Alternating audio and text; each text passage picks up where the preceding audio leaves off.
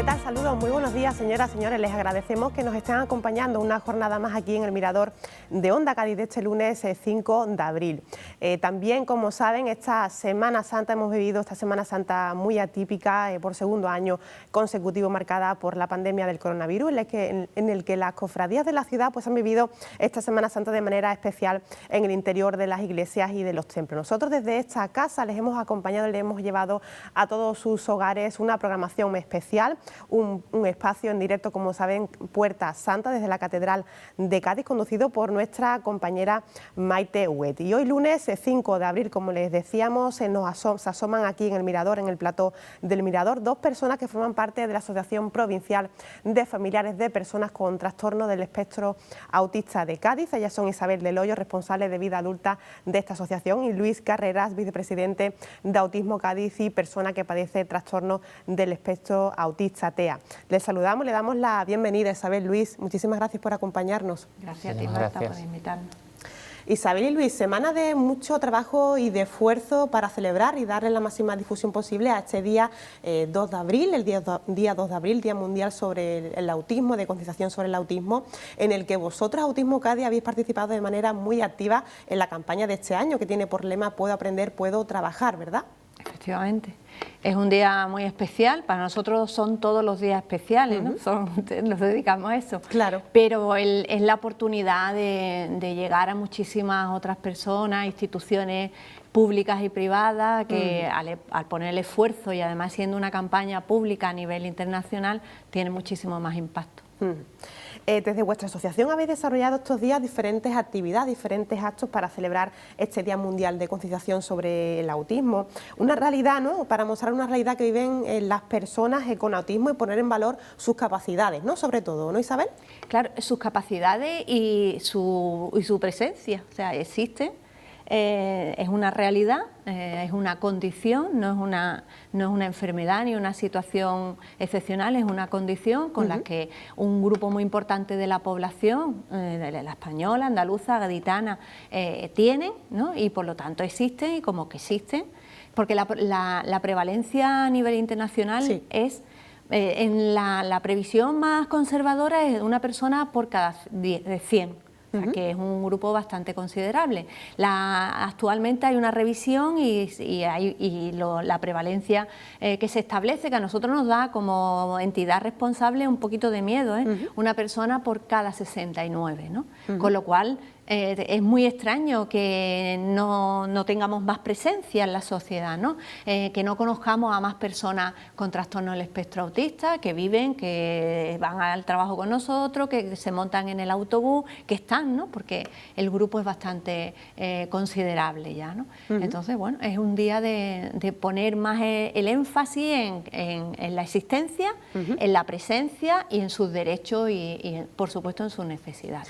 ¿Y cuáles son los objetivos principales de esta campaña, como decimos, que tiene por lema y por nombre Puedo aprender, puedo trabajar? ¿Cuáles son los objetivos, los fines principales? El año pasado y este se han centrado, ¿verdad, Luis?, en dos asuntos fundamentales. Son dos derechos fundamentales de cualquier persona. Una es la educación, la siguiente el empleo, ¿no? Ahí es donde se ha puesto el énfasis. Llevamos ya 2 años. Últimamente las campañas tienen una duración de 2 años, o sea, el mismo lema del año pasado sigue siendo el este año, y se han centrado en 2 aspectos fundamentales, la educación y el empleo. La educación como un proceso, es uno de los pocos derechos reales que tenemos los españoles y las españolas, ¿no? La educación es el gran derecho que tenemos, ¿no? Y los datos demuestran que la población con trastorno del espectro autista sufre un alto fracaso escolar, sobre todo en la etapa de la secundaria.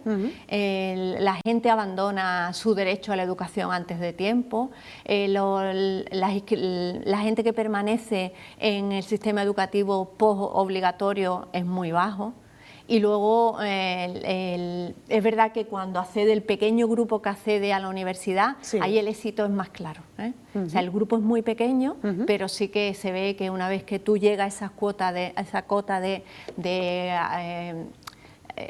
de saber académico, sí que porque tienes más competencia, has sido más resistente, has luchado contra... Para llegar hasta ahí, ¿no? Exacto, ¿no? Son gente con mayor competencia y sus posibilidades de éxito. Que generalmente, ¿qué nos encontramos? Pues que el entorno educativo, sobre todo en secundaria, es muy duro. La población con trastorno del espectro autista y otros grupos son más sensibles al acoso. Hay más casos de acoso escolar y de bullying, y entonces hay más escasez de apoyos, ¿no? Apoyos específicos y adaptados a las personas para que permanezcan en el sistema educativo, y eso hace pues que la gente tire la toalla antes, ¿no? Es necesario, por tanto, que se refuerce, ¿no, Isabel, esos profesionales para apoyar a estos chicos. Es necesario que el sistema educativo cambie, es así de claro. El sistema educativo, sobre todo en secundaria, es muy duro en general. Es una etapa complicada del ser humano, la etapa de la adolescencia, afortunadamente todos lo olvidamos, pero es una etapa muy difícil, hay muchos cambios internos, hay unos intereses demasiado importantes hacia el grupo de iguales, ¿no? Y todo eso hace que el entorno educativo sea un entorno difícil. Luego pasan de estar con un maestro, una maestra de referencia, a ahora estar cambiando de grupo, cambiando de aula, ¿no? Todo eso hace que todavía sea más complicado a una persona con trastorno del espectro autista moverse en el entorno educativo. Los profesionales, los profesores de secundaria son especialistas en la materia, pero no especialistas en atender a las personas, ¿no? A las personas que son diferentes, a las personas con diversidad. Y entonces, pues claro, en ese grupo importante están la gente con trastorno del espectro autista. Habéis desarrollado en estos días, Luis, una campaña también en redes sociales, ¿no? Acciones pues adaptadas a esta crisis sanitaria. ¿Cómo ha funcionado esta campaña en las redes sociales, Pues lo Luis? que hemos hecho ha sido un compendio de imágenes que nos han enviado las personas, con fotos con un utensilio de trabajo o una herramienta. Y entonces se ha colgado en nuestras redes sociales con el hashtag Yo puedo aprender, yo puedo trabajar o Día Mundial del Autismo, y lo hemos ido colgando en nuestras redes sociales y demás. Si la compañera puede, tenemos algunas de esas imágenes de esta campaña en las redes sociales, en vuestro Facebook de la Asociación Autismo Cádiz, donde han participado pues muchísimas personas, no solo de Cádiz, sino también del resto de la provincia, ¿no, Isabel? La campaña estaba abierta, ¿no?, a cualquier persona. Entonces hemos tenido, siempre tenemos muchísimas respuestas, ¿no? De hecho, hasta llega un momento que hemos tenido que decir, ya está, ¿no? Porque no daba tiempo ahí cambiando tantas imágenes, ¿no? Y lo malo de Facebook es que es muy...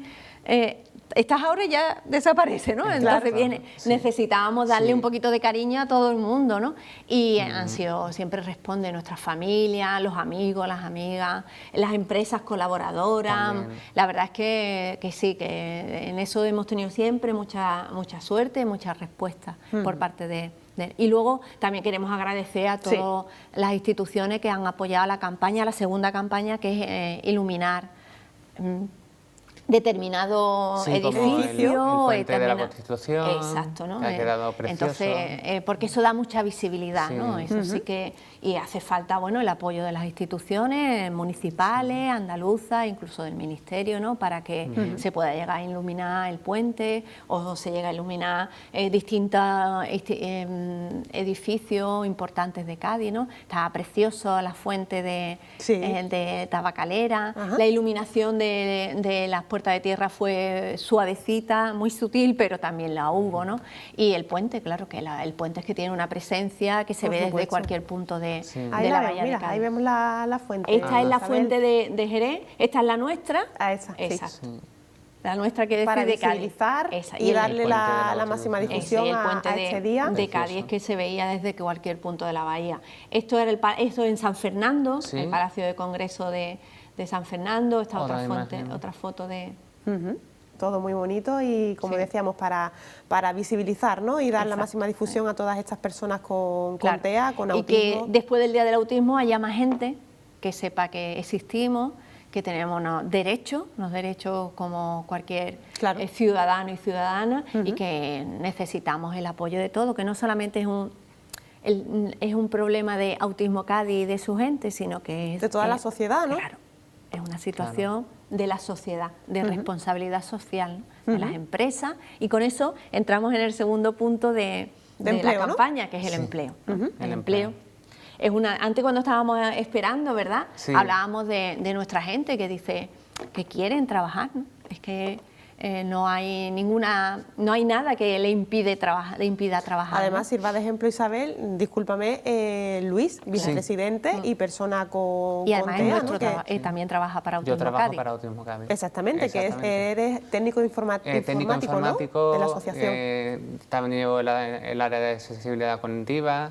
Bueno, soy parte de ese área, del departamento de comunicación. Vamos, soy un poco muy versátil. Ajá. Pero sobre todo está relacionado con los temas de hacer accesible el mundo Sí. a la sociedad y a las personas con autismo. Luis trabaja en un área que es precioso, que, bueno, aparte de, Sí. para mí sigue siendo un misterio todo el tema del informático, ¿no? Y por eso le tengo respeto, pero lo que más bonito me parece es el tema de la accesibilidad cognitiva, ¿no? Es hacer que antes me estaba contando que al sacar el billete del tren, pues había algunos pasos donde eran complicadísimos. Yo le contaba, por ejemplo, que los parquímetros de la ciudad de Cádiz, cuando han hecho la modificación, que las han puesto todos iguales, a mí me resulta cantidad de complicado, ¿no? Entonces, el hacer un mundo accesible, que lo entienda cualquier persona sin necesitar una tercera persona que te ayude, es una tarea fundamental. Y ahí entra, pues por supuesto, la administración pública, porque es responsable de la sociedad y que esa sociedad sea accesible a todo el mundo. Luis está colaborando en un proyecto muy bonito que también pusimos en marcha antes de la pandemia, de tema de hacer accesibles los entornos sanitarios de atención primaria.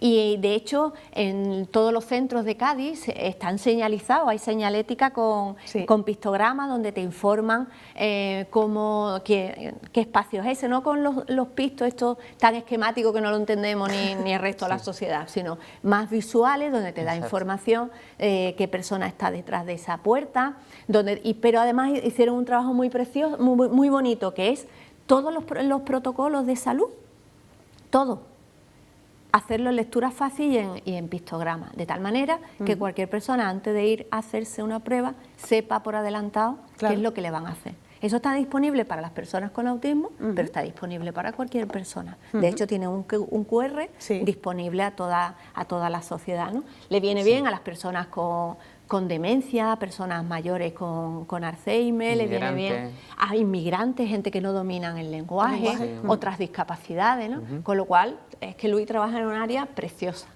Tengo un dato, Isabel y Luis, el 90% de las personas con TEA no tiene un empleo, no tiene un puesto de trabajo. Entonces, lo que os sitúa, ¿no?, como un colectivo de discapacidad con menor acceso laboral, uno de los colectivos, no sé si el mayoritario, de los que menos acceso laboral más dificultades tienen. Y luego el 10% que tiene acceso a puestos laborales, el problema que tiene es que tienen empleos precarios y mal pagados. Eso es lo que les pasa. Claro.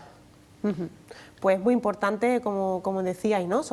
Sois personas, Luis, que podéis, como dice la campaña, podéis aprender, podéis trabajar como cualquier otra persona, y por tanto las administraciones, las instituciones y también las empresas pues deben de fomentar, ¿no?, incentivar deben dar la oportunidad. La oportunidad, claro, por supuesto. Porque siempre pasa lo mismo, al principio hay un poco de miedo, luego ya conocen a la persona y sus capacidades y que además trabajan, no hay ningún otro problema, ¿no? Y entonces aparece el conocimiento y la eliminación de barreras generadas por la desconfianza, hacen ver la oportunidad que tenemos a gente muy preparada y gente que puede desempeñar un trabajo, porque sabemos que sin trabajo, sabemos que la educación es importante porque es la antesala a la preparación laboral, ¿no? Claro. Y luego el tener un trabajo te facilita poder ser una persona independiente, tener tu propio proyecto de vida, poder independizarte y poder vivir sin estar constantemente dependiendo de tu familia o de pensiones, sino ser una persona independiente, ¿no? Entonces es tan importante como la educación. Sí. Esta emergencia sanitaria, esta pandemia ha afectado sin duda, ¿verdad, Isabel y Luis, a vuestro colectivo, ¿no? A personas con TEA. Si no me equivoco, se han presentado los resultados de varios informes, ¿no?, sobre cómo ha impactado el COVID a este colectivo, ¿no, Isabel? Sí, el Autismo España, que es la confederación de asociaciones de personas con trastornos del espectro autista, ha hecho varios informes relativos a, sobre todo el último que emitieron es el relativo a la educación, ¿no? El impacto que había tenido la educación, el confinamiento y la falta de apoyos especializados a las personas en etapa de escolarización. Y Autismo Europa sí que también elaboró un informe sobre el impacto en los asuntos laborales, ¿no? Está claro que el COVID ha tenido, sobre todo en la parte del confinamiento, ha tenido mucho impacto en toda la población, ¿no? Pero en determinados colectivos, y claro, nosotros venimos a hablar de las personas con trastornos del espectro autista, ha tenido mucho impacto, ¿no? Al principio parecía que no. Estábamos un poco sorprendidos porque incluso las conductas desafiantes que podía generar esta situación de desconocimiento, pues no fueron... Cambios de rutina, cambios de... ¿no? Pero hay que tener en cuenta que fue una situación donde tú tenías a tu familia, a tu servicio, ¿no? Te ayudaba, te apoyaba. Claro, a medida que se fue alargando el confinamiento, el cansancio de las familias, el cansancio, la falta de rutina de las personas con trastorno del espectro autista, empezaron a aflorar los problemas, ¿no? Un hastío bastante... Y luego hay una situación que casi nunca sale, y es que hay muchas personas con autismo asumen las normas de una manera rigurosa, ¿no? Y ahora vivimos la situación del miedo por la pandemia, porque claro, es algo que no existe, pero todo el mundo sigue hablando. El uso de la mascarilla excesivo, o sea, de nosotros, por ejemplo, por ponerte una situación de gente que no es como Luis, que entiende y puede asimilar las normas, ¿no? Pero, por ejemplo, un chico que le decimos, tenemos momento para respirar, nosotros decimos, tenemos momento para respirar, vamos a ir al patio en grupo, en un espacio abierto y ahora nos podemos quitar la mascarilla. Y lo que creíamos que iban a vivir como una situación de, qué bien, ¿no?, como vivimos el resto, a algunas personas con autismo le angustia, porque están rompiendo la norma de no usar en espacios públicos la mascarilla. Entonces ahora estamos viviendo el estrés que está generando las normas, que no hay una justificación externa, porque claro, no se ve, el COVID no se ve, es el problema. Lo ven la gente que está muy mala, pero además te aíslan, no lo ves directamente, ¿no? Y luego hemos tenido suerte que no hemos tenido mucha gente que hayan enfermado con síntomas graves, ¿no? Se han enfermado y no han tenido síntomas, han sido asintomáticos, ¿no? Pero claro, no quieren romper las normas, ¿no? No quieren salir a la calle, quieren estar en casa, quieren estar con la mascarilla, porque las normas son así. Entonces ese estrés... Tienen miedo. Efectivamente, Tienen es miedo. Claro. Ese estrés ahora estamos viendo que está afectando a mucha de nuestra gente. Y en vuestra asociación hay profesionales y un gran equipo que ayuda, ¿no?, a estas personas de manera... Es apoyar. Exactamente, de manera emocional y de muchísimas otras maneras, ¿no, Isabel? Claro, es apoyarlos, acompañarlos, estar a su lado, pero cuando la situación es global, tu apoyo... Está para quitar presión, para quitar tranquilidad, y además es muy complicado, ¿eh? Estamos en una situación muy complicada porque la sociedad parece que vive, que ya no pasa nada, pero la gente que vive en nuestra residencia, nosotros tenemos 6 hogares, seguimos viviendo con las restricciones de no poder de las visitas cortas, de a la calle ir poco, y en los centros de día, por ejemplo, seguimos en grupos burbuja, ¿no? No podemos salir a la calle, tenemos que estar todos en el mismo espacio y evitar el contacto, ¿no? Entonces, en el mundo de la discapacidad parece que todavía vivimos en una situación de confinamiento, ¿no?, suave, cuando vemos que en la calle, pues ya se ha visto las imágenes, ¿no? La gente sale, parece que no pasa nada. Hay que seguir cumpliendo con todas las medidas, Isabel, porque... Sobre todo porque hay un grupo que la está cumpliendo mucho, ¿eh? Los mayores y la discapacidad la estamos cumpliendo excesivamente. Entonces, un poco de responsabilidad. Y exacto. para proteger también a todas las personas que son más vulnerables ante esta situación, Isabel. Habéis mostrado vuestra preocupación, tengo, a los conciertos que tiene la Junta de Andalucía con los centros de infantil de atención temprana, ¿no? Sí, porque se vuelven a prorrogar, ¿no? ¿Qué situación está ahora mismo este hecho, prorrogada, Isabel? Prorrogada, seguimos ¿no? estando, y lo que pasa es que es verdad, la atención temprana es uno de los grandes derechos, ¿eh?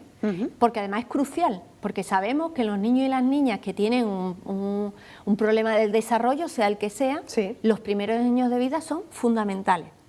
Pero no podéis hacer una idea de lo importante que es recibir apoyo en los primeros años de vida, porque ese niño o esa niña que tiene una discapacidad, sea la que sea, su cerebro, su cuerpo, su desarrollo evolutivo aún es modificable, es mejorable, ¿no? Por lo tanto, los años de atención temprana, fundamentales. Claro. En autismo tenemos una dificultad, y es que por muy pronto que se diagnostique, un niño antes de los 18 los 15 meses de vida no tenemos síntomas claros o sospecha para decir. A veces hay niños que tienen síntomas previos, ¿no? Y dicen, bueno, pues que vayan a atención temprana, sí, porque no le va a venir más. Pero los nuestros ya llevan 1 año y medio, 2 años incluso, de desventaja. Exacto. Porque un niño o una niña cuando nace con una discapacidad que se diagnostica desde el momento del nacimiento, la atención temprana empieza desde el momento del nacimiento. Nosotros ya tenemos 2 años en el mejor de los casos, y la atención temprana termina a los 6. Nosotros necesitamos que se amplíe. Nuestra gran demanda es que si un niño o una niña tiene 6 años de atención temprana, de acompañarlo en esos momentos evolutivos, que los nuestros también tuvieran los mismos tiempos. Por ahora no lo hemos conseguido, nos quedamos los 6. Lo que pasa es que si seguimos prorrogando, no se amplía la cuota de atención temprana. Y los niños y las niñas nacen. Y siguen apareciendo niños y niñas con trastorno del espectro autista. Y la prevalencia nos va diciendo que a cada día van a aparecer más.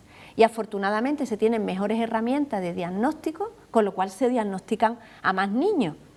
Antes, a lo mejor a los 6 años todavía no tenían diagnóstico, pero ahora sí, con lo cual es fundamental que se actualice, que se actualice el concierto de atención temprana, que se atiendan a esos niños y a esas niñas, tanto los que tienen sospechas como los que están confirmados, que se atiendan cuanto antes y que ninguno se quede esperando un servicio tan importante.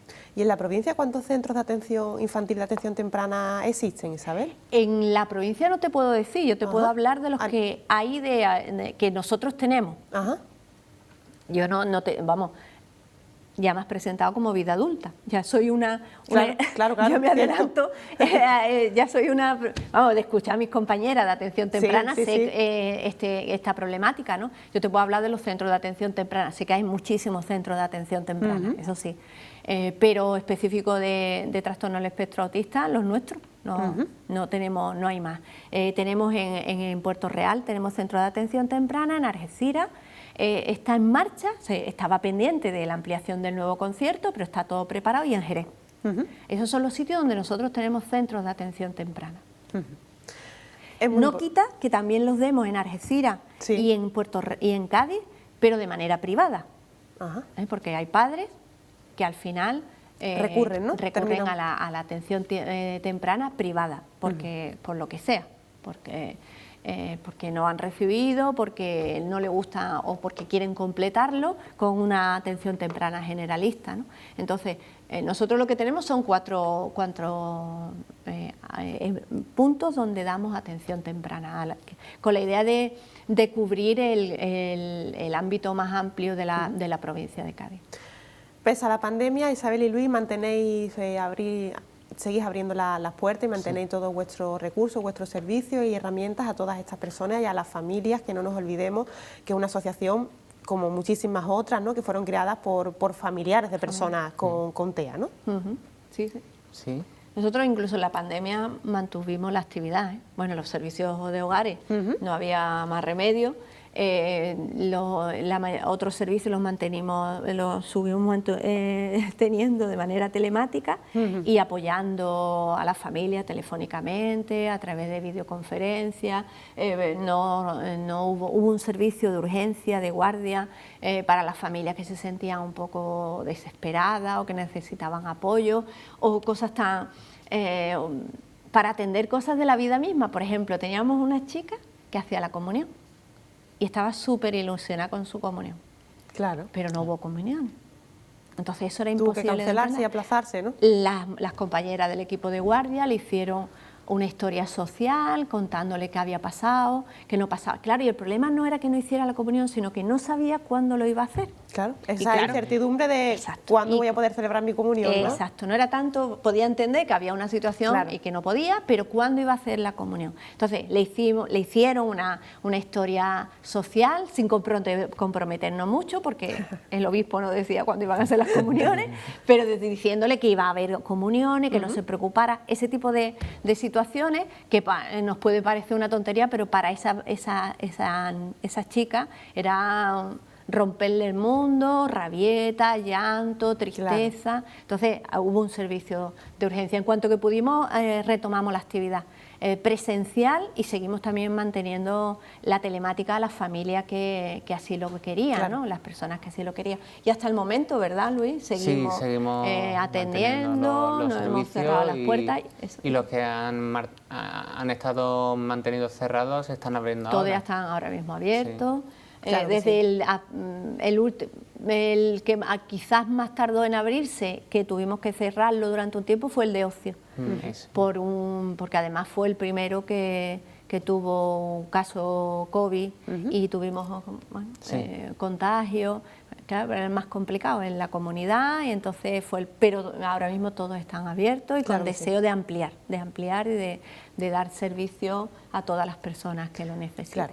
Pues con motivo del Día Mundial de Concienciación sobre el Autismo habéis leído también un manifiesto como todos los años, ¿no, Luis? Luis lo leyó. De hecho, bueno, lo he leído lo tenéis en la página web, en el Facebook de nuestra asociación. Exacto, sí. Y luego mañana en el Parlamento andaluz haré con unos compañeros de Autismo Sevilla, haré también porque son 8 páginas de manifiesto y haré una parte de la lectura del manifiesto. Sí, de manera virtual, de manera virtual, imagino. No, en el Parlamento. Presencialmente, ¿no? Se va a hacer el acto. Sí. El año pasado no se hizo, fue el anterior. Fue el anterior, en 2019. Sí. Entonces, mañana es cuando es el acto oficial de la Junta de Andalucía en el Parlamento. Y estará Luis. Perfecto. ¿Y qué nos puedes contar de ese manifiesto, Luis? Que es muy largo, ¿verdad? Que es muy largo, muy extenso. Lo principal y de manera breve, porque aquí tú sabes. Sí, es más o menos lo que hemos contado del tema de los pilares básicos, y ya hace como indaga más en leyes, en reivindicaciones más profundas, más tecnicismo, ese tipo de... Claro, la reclamación basada en derechos, y además en derechos que están legislados. Y hay leyes donde dicen que lo que pedimos no lo estamos inventando, que ya está previsto que así sea. Entonces, que es muy largo, ¿verdad? Sí. De hecho, año decía nuestra presidenta, el año que viene mandaremos el manifiesto a nuestra oficina de accesibilidad cognitiva para que se haga una versión de lectura fácil, porque es que al final, pero bueno. Bueno, pero ahí queda todo lo escrito y todas vuestras demandas y vuestras reivindicaciones que esperemos que se cumplan lo antes posible. Os damos las gracias a los dos por acompañarnos aquí en el plató del Mirador. Un placer y un fuerte abrazo a todas las personas que formáis parte de Autismo Cádiz. Nada, y felicidades por el gran trabajo que hacéis. Muchísimas gracias a ti, a Marta, al Mirador, que nos invitáis muchas veces, y a Onda Cádiz, porque nos sentimos ya... Como de la casa, Como de la casa, efectivamente. Muchísimas gracias en nombre de mi asociación, ¿verdad? Y Luis también lo hará. De la asociación, pues muchas gracias. Perfecto, pues gracias a vosotros como siempre. Un saludo a los dos. Vamos a hacer ahora un descanso de unos minutos y regresamos enseguida con más asuntos que contarles. No se vayan, hasta ahora.